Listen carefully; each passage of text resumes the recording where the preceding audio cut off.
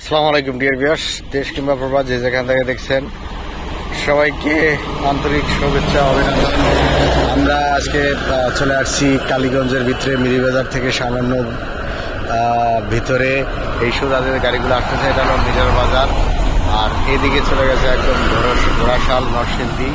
Mirror বাজার থেকে আনুমানিক এখান থেকে 5 থেকে 6 কিলো দূরত্বে এখানে একটা পেট্রোল পাম্প আছে, পেট্রোল পাম্পের কাছে। এবং এখান থেকে পূর্বাচল সেক্টর খুবই কাছে, আনুমানিক 10-15 মিনিটের দূরত্ব পূর্বাচল সেক্টর।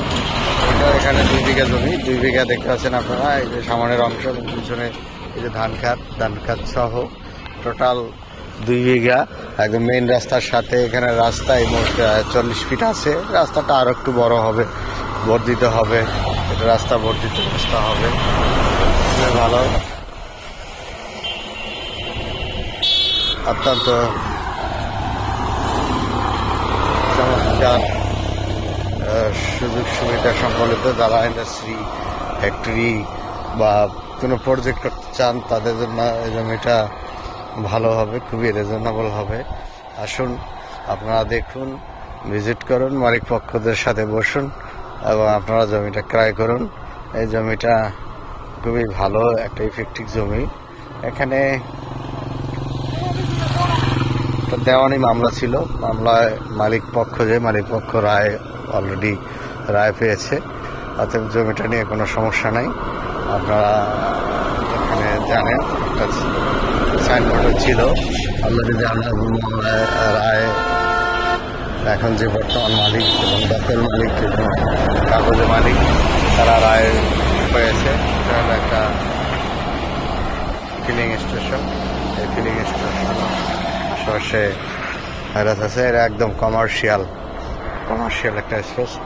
দেখেন আমরা দেখতে পাচ্ছি